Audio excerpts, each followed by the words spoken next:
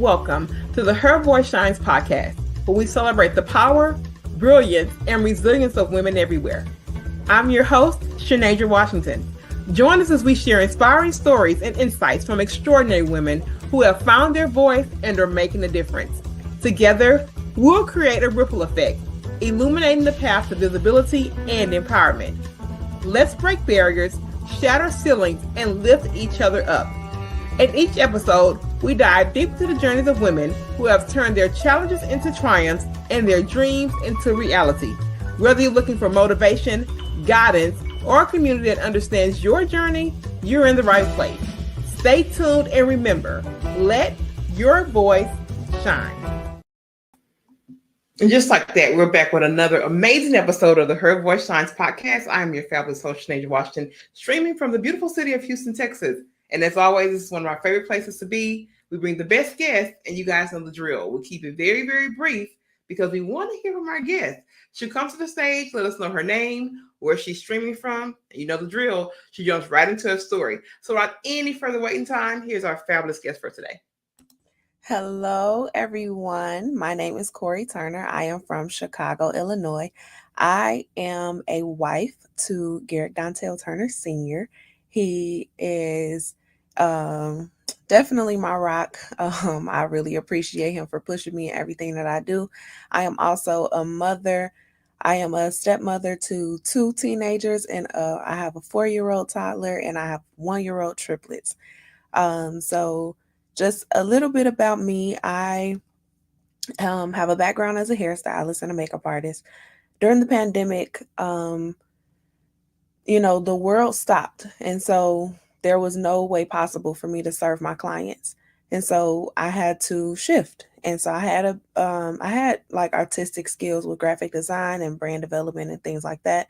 So I decided to start a branding agency, and it's called Brand Builders Network. Brand Builders Network has been in business since 2020, and we work with women to help design their websites, give brand identity, brand strategies. I just graduated with my bachelor's in digital marketing, so now I am also offering digital marketing services through my business. So a little bit about my story. What is something that really drove me? I never really realized how much strength I had until not only I had to fight, but I had to watch my 3 infants fight for their lives at one time. So back in 2022, my husband and I found out that we were expecting, and the baby ended up not making it. We had a miscarriage, and shortly after the miscarriage, right before the miscarriage, we found out we were losing our home. Our landlord said she was selling the house. We had 30 days to move. We could not find anywhere, and that was that. She never didn't give us another option, didn't give us an extension or anything like that. So we had to go. Of course, the stress caused me to lose the baby, amongst other things. And I was devastated. I kept praying, God, give me my baby back with a sibling so that I know that you're giving me my baby back. Fast forward to 3 months later, we go to the doctor, and the ultrasound is taking a very long time. And we're like, what's going on? Like, we could not figure it out. So I felt like, okay, this is taking longer than expected. She's not saying that anything is wrong. So maybe I got my twins. So I'm laying there on the table or the bed, whatever you want to call it. And I fall asleep. And so I wake up, and he's looking nervous. He's praying. He's like, oh, she's about to say she can't find the baby. I knew it wasn't that. So she says, I'm so sorry it took so long. Would you like to see baby? We say yes. She says, here's baby number 1. Here's baby number 2, and here's baby number 3. And we freaked out. I had no idea that it was even possible for me to have triplets. And so my doctor tells me that we're now going to have, it's going to be a high risk pregnancy. I'm going to have multiple doctor's appointments. And so we go to the doctor, and we go to the doctor and she's explaining to me what that process is going to look like. And so um, I start my doctor's appointments, and later on in the pregnancy, we actually find out that the smallest triplet, which was actually the second triplet, that she is possibly not going to make it. So now we're trying to figure out what is the plan. Do they save all three babies? Do they save two babies? Do they save no babies? Do they even save me? And so this is when the fight starts. So now we get to the point where everyone is pretty much, doing better. She is growing, but she's not growing as fast as the other two. Well, now we reach the point of she's not growing anymore. So now we have to go into an emergency C-section. And it was the scariest moment of my life. I went from a doctor's appointment to being, admitted to the hospital. And then the next day they come in and they're like, we're taking the babies now. And it freaked me out. My husband wasn't there. He was at work. My mom was there. I'm shaking. I'm freaking out. My blood pressure is going up. Their blood pressure is going down. So now they have to rush me into surgery. And within 45 minutes, I had three beautiful babies. They were all breathing on their own initially, and then they did have to intubate them. Well, the youngest one, or the middle one, the smallest one, she snatched her intubator, or her ventilator out. Snatched the tube right out of her mouth, and so they took all of them. They tried them on what's called a a CPAP machine, or I think that's it. There are like three different levels, but they took them off of the intubator and put them on the next level, which meant that they were just being assisted with breathing, that it wasn't a machine breathing for them. So when they were born, Grayson, that's the oldest, he was 3 pounds 1 ounce. Nakia, that's the middle one, she was 1 pound 8 ounces, and Brielle, she was 2 pounds and 8 ounces. So they were very tiny, but when I tell you all that their strength is truly what motivated me. When Grayson came home from the hospital, they were all in the NICU for 3 months. When Grayson came home, I was nursing him, and my baby died on my boob. I start screaming. My husband comes up. He's giving him CPR. He gave him CPR for 7 minutes. And all of these moments, I'm just like, these babies are so strong. There's no way that my strength cannot be increased. And he gave him CPR for 7 minutes, eventually got him back. He was in the hospital while he was rushed to the hospital in Chicago. They were born in Indiana, but when he was rushed to the hospital in Chicago, Nakia had already been airlifted there because she had a blood infection. And so she had to go to where the specialists were. So while he was being taken by ambulance, she was being prepped for surgery. So there were so many different things going on at one time that I had to really realize my strength is in these babies. These babies are showing me that no matter what I'm going through, I have no choice but to be strong and to be a fighter. And so that is a story that really pushes me to always be great no matter what I'm going through. Anytime that I'm faced with any challenge or anything like that, I have no other choice but to dominate it and to try my best to overcome it, because I literally watch my babies fight for their lives. Mm. That was a heavy first segment, Korri. There was a lot of different. No. I say this from a place of number one, the courage to tell it is one Mhm. thing, right? Because you live through it and you get to the end, like, dang, like how the heck did Yeah, I live through it? It's a yeah, different turns. I mean, even the first turn when you said, okay, I had a miscarriage, and so did I back in 2016. And hmm that right there for me was like, I almost felt paralyzing because, yeah. like, we You're didn't literally talk about watching life miscarriage. get Yeah, started. and we didn't talk about miscarriage in my family. Like, I think it happened like to my aunt or something like years before. But in terms of us like having a conversation about that in terms of healing, I had never had that. So that alone to go through that and then like, okay, well, then we have all this joy of, the next set of babies, even though we're in this tumultuous time of losing a home, then there's three. So sometimes, we talk through the situations so quickly sometimes Mhm. that we don't realize that we didn't like lived in mountain moving type situations. Yeah. I want to let's go here before we go the other route. So going from I don't have no children to three.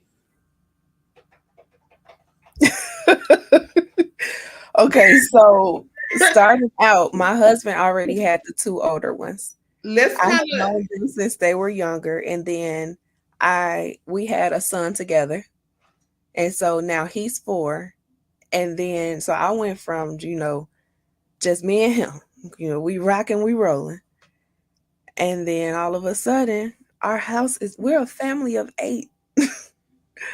We didn't realize, like I was like, when we had to do the registry, people kept asking me, "Did you do the registry yet? Did you do the registry?" I'm like, y'all, it's so overwhelming because you don't realize that's 6 shoes. That's 3 bibs at one time.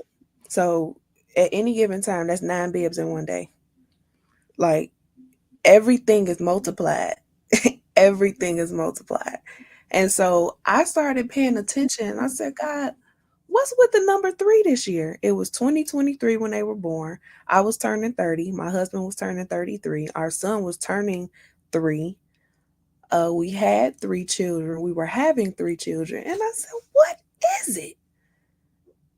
see that's a lot, and that's a part either number one I missed when you were telling me the story, or you didn't integrate. I don't know, but I'm thinking that this is going from we don't have any children to three. No, we already got children in the mix.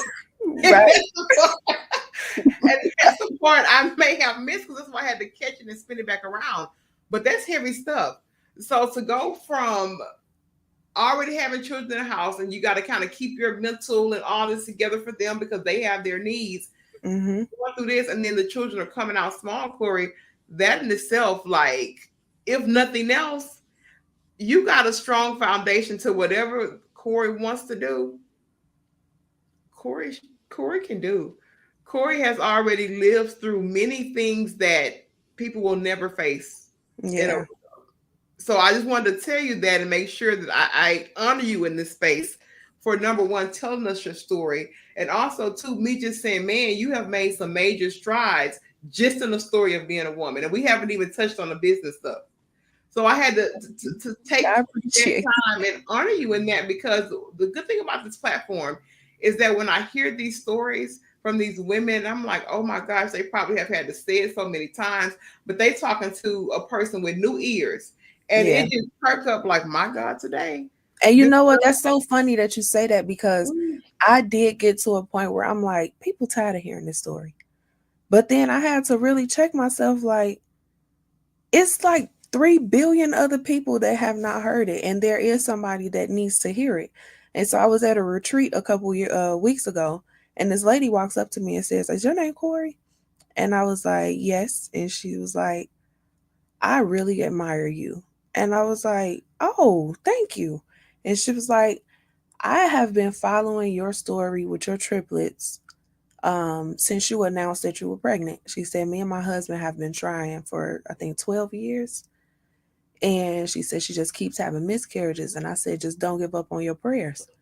Because I truly believe, had I gave up on my prayers, I wouldn't have my babies today. If I would have just sat in that anger, because I was angry. And a lot of people don't like to talk about the fact that sometimes when life hits you, you get angry at God. I know everybody is not necessarily a believer, but I am. And I'm telling the truth. I have a real relationship with God, and I was mad at him. I was mad. yeah, And I couldn't fathom, like, why would you take my baby from me? mm, Even though I wasn't the first woman that was going to have a miscarriage and I wasn't going to be the last, I could not understand why me. And I was mad. yeah. And sometimes out of our mouths, we would never say that. Like a lot of people couldn't imagine saying that they were mad at God for whatever reason, whether it was a child or career or whatever.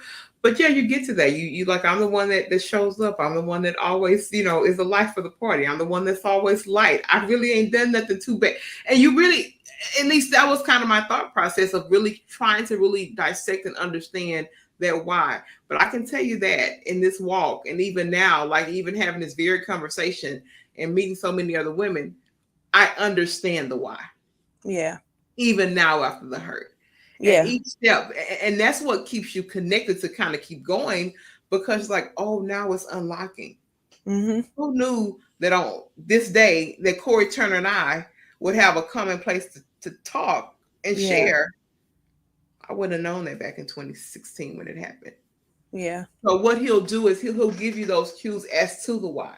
Yeah. And it really is, I think, our mission and duty to keep driving the conversations around it, because there's just not enough, at least.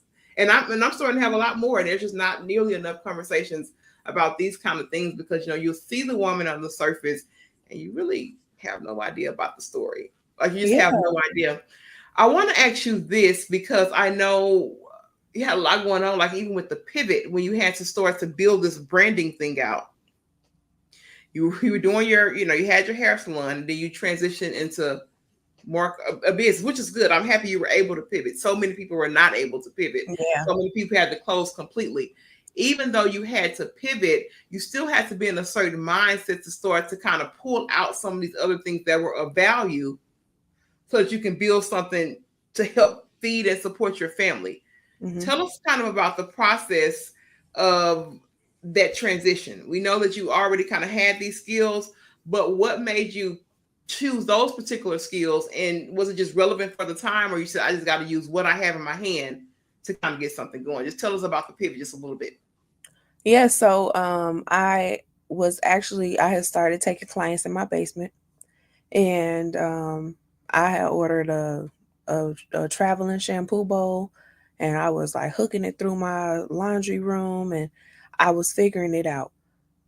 And I just wasn't making enough money. And so one day my first lady was like, she wanted to start a podcast. And she asked me to join her team. And I said yes. So when she had her brand strategy call with this amazing brand strategist, she came back and told us about it. And she was like, I believe you could do this. You really need to look into it. And so when I looked into it and I saw that it was a real, like a full-blown industry with it, I couldn't stop studying, and I couldn't stop looking, and I couldn't stop looking people up. And I was amazed at just how in depth it could go, because I was doing websites for people and I was charging $250. And for 1 hour, there was people charging $500, $600, $700 for 1 hour for a brand strategy call.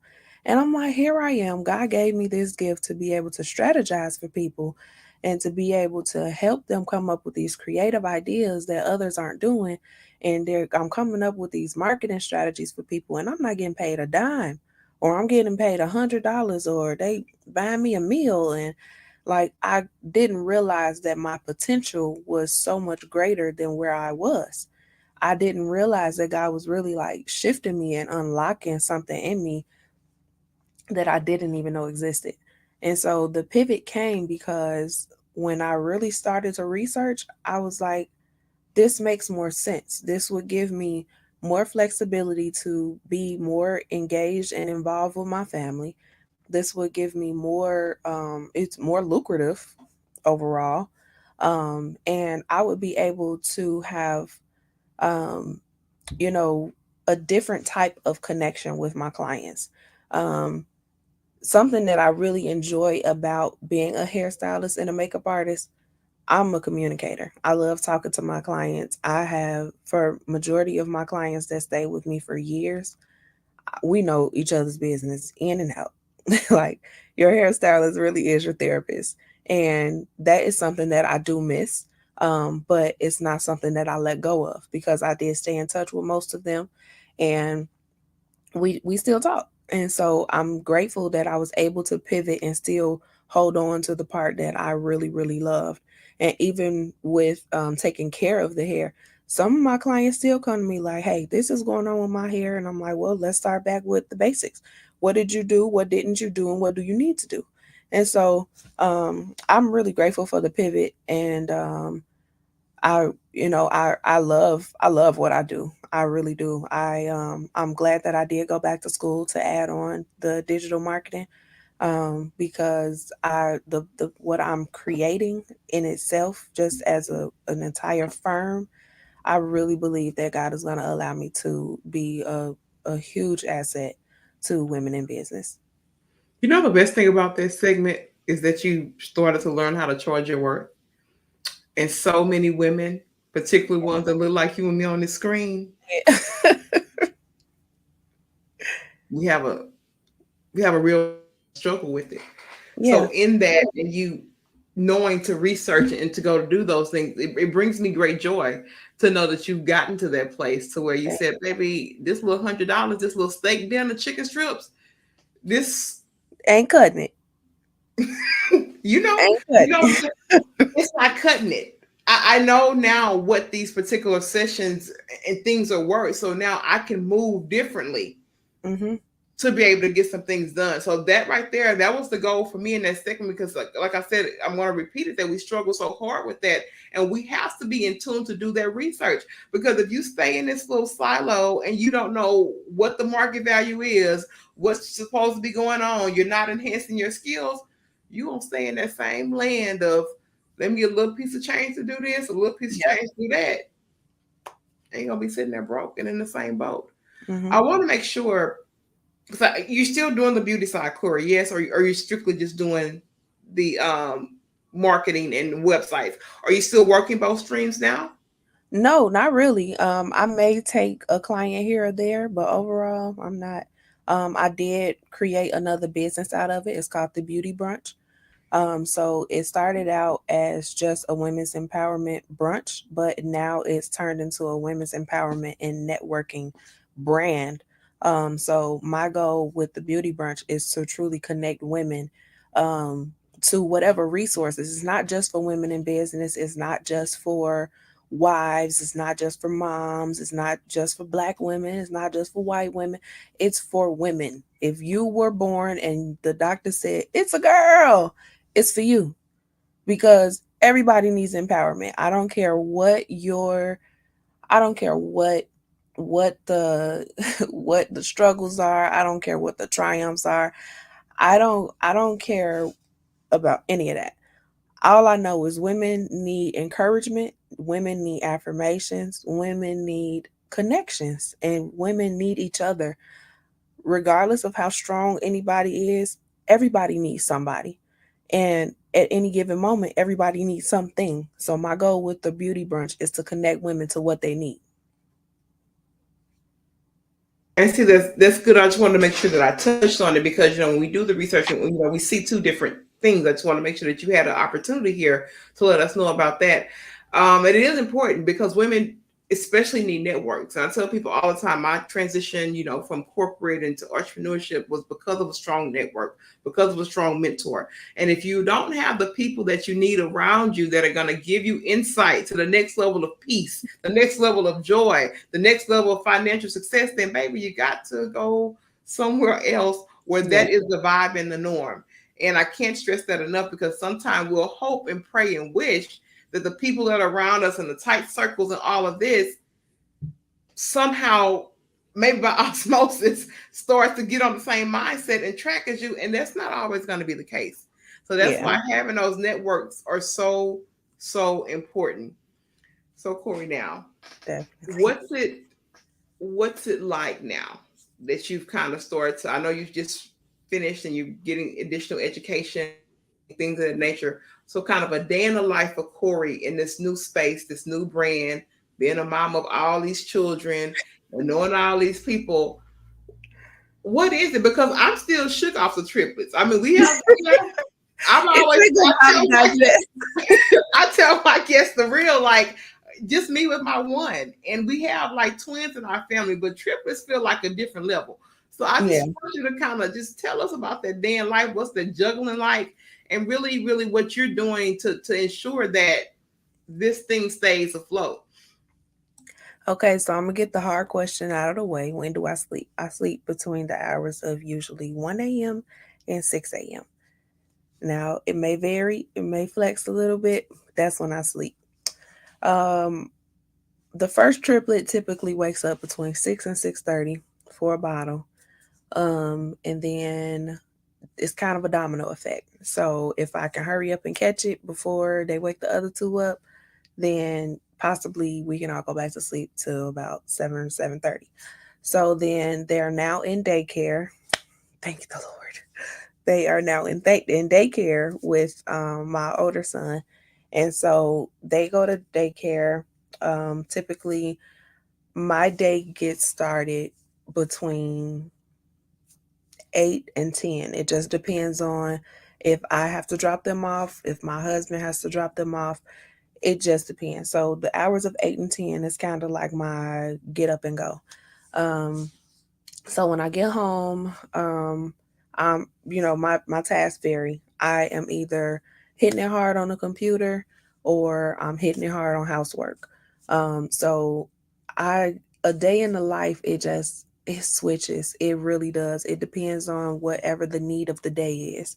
So like today, we're getting ready for cake and ice cream for my son tomorrow. Um, so today is a deep clean day. But it's also a day where I have to completely finish my layout for my website because I'm in this pivot. I had to completely redesign my website, and so today is like launch day. So I do have a couple of things that I have to tweak before I launch it, but I have quite a bit of laundry to catch up on. I have dinner to cook. I have, it's a lot. So every day is different. So I don't know if I really answered the question right. um, yeah, every day is different. I think I just need to have a camera follow me around because there's no telling what's going to happen during the day. If I have appointments, if I have to leave the house, if I have to go here, go there. I feel like, remember green eggs and ham Of when he was course, trying yeah, yeah, when yeah. he was trying to get him to taste the green eggs and ham. Uh-huh. They were going all over the world in a boat, in a float, on a Mhm. train, on a plane. That's how Mhm. my days are. I'm living in green eggs and ham. And of course, there's never going to be a perfect way to answer that, Corey. We know that it's like madness, but you got your method, and that's just how it kind of works. But to know that you're juggling so much and you're continuing getting it done is really something to be applauded because you have a lot of different layers to this. The Mhm. pivot, and then there's this new thing. So I have to affirm my guests here and have them talk it out a little bit so they understand the strides that they make daily. They Thank understand the things that they're doing, and they're standing out of their mouth in a closed and safe space to say, you know what, I'm a bad son of a. We're gonna keep it real. you. Yeah. We gonna keep it PG, Yes. but no, but in all actuality, so thank you for sharing that. I want to give you a moment here just to talk about legacy, and what you ultimately just want to leave in this earth. If you could just think about legacy and vision, I know you're starting something new. You already have a diverse set of skills, but if you could think about your legacy and your vision, what would that be for you? That is a really, really loaded and good question. Um, I would want, for one, I would want the beauty brunch to live on. I would want for women to always know that there is a place for them to get resources. As far as my personal legacy, I never want my children to say that they can't because I didn't. If they feel like there's something that's a challenge for them, I want it to simply be a challenge for them, but I always want them to overcome it. Um, I have definitely been through quite a bit, but I want them to know that no matter what you're going through, you can overcome it and you can come out of it. In the midst of going through the NICU for 3 months, being a high risk pregnancy for 6 months, and then still trying to show up for everybody else, I finished school. I was in school the entire time that all of that was going on. And so I did that to prove to my children I'm not accepting any excuses. And when I move on, when I'm gone to glory, I want them to always remember there is no excuse to not accomplish your goals. Even if you have to take a break, even if you have to pause and take a step back and, breathe a little bit, there are no excuses whatsoever. I love it. And you actually walking the life and showing them that. My prayer is that it's impactful, right? Because I always said that the life that I want to embody, the joy that I want to put into the world, the authenticity I want to walk in. My son will have a direct example in his home of that. Yeah. And not the expectation that somebody else would show him that when it's not modeled in his own home. So I definitely honor you for that, and knowing that and trust me, your children, they watching. They may seem like they not engaged, especially when they get older, but them children are watching. Yeah. Korri, you can't leave here without telling the guests where to find you, how to connect, how to find out about your services. Please let them know how to connect with you and where they can find information about your services. Okay. So my name is Korri Danielle, KorriDanielle. You can find me on Facebook and Instagram and TikTok. My name is I am Korri Danielle. So that's IamKorriDanielle. To connect with us on the Beauty Brunch platform, it is www.thebeautybrunchco.com. So that's thebeautybrunchco.com. And then if you would like to connect with me on the branding and marketing side, you can find me on www.brandbuildersnetwork.com.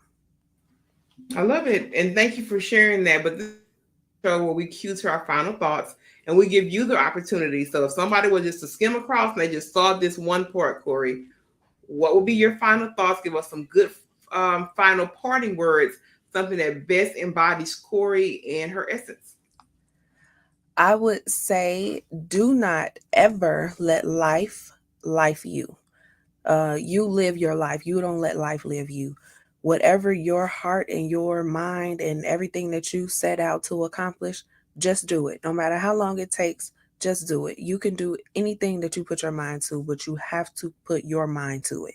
The mind is a powerful thing, and you should not let it go to waste. I love it. And this has been a very powerful and resilient episode, if you guys have not caught that.